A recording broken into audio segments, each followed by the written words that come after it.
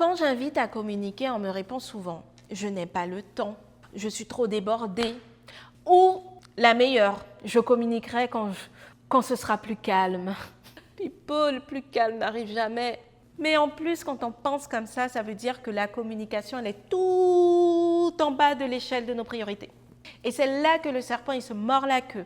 Parce que si notre activité actuelle apporte uniquement des projets urgents, des clients stressés, des livraisons compliquées à mettre en œuvre, qu'on accepte tout ça sans rien dire, sans rien changer, qu'on n'est pas en relation avec sa clientèle pour pouvoir comprendre ce dont elle a besoin, alors on attire exactement les mêmes types de projets, on attire exactement les mêmes dynamiques et on continue à livrer et exécuter toujours dans l'urgence. On ne remet rien en question et notre service est déconnecté aux besoins réels de notre clientèle.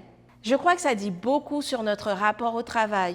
Et en ce moment, je pense beaucoup à mes nièces. Je pense à mes nièces, je pense aux générations futures et je me demande qu'est-ce que j'ai envie qu'elles retiennent de notre relation au travail.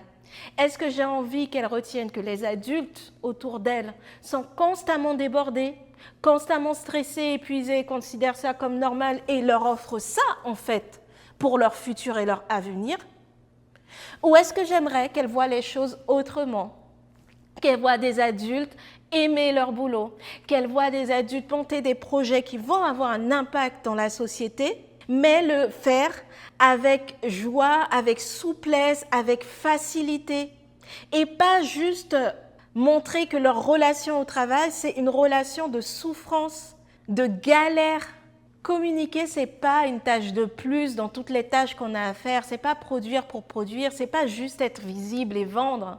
C'est un espace de présence. C'est un espace de présence en simplicité. C'est envoyer un message pour prendre des nouvelles. C'est faire des coucous en story, montrer les coulisses, les backstage.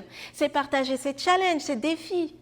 Et honnêtement, ça fait du bien. Ça fait beaucoup de bien. Quand je suis en train de filmer cette vidéo, je me fais du bien. C'est agréable de le faire. Et en plus, ça permet d'améliorer son business. On ne fait pas ça après la tempête ou une fois que ce sera terminé, quand ce sera plus calme, lol, non. On fait ça pendant qu'on travaille.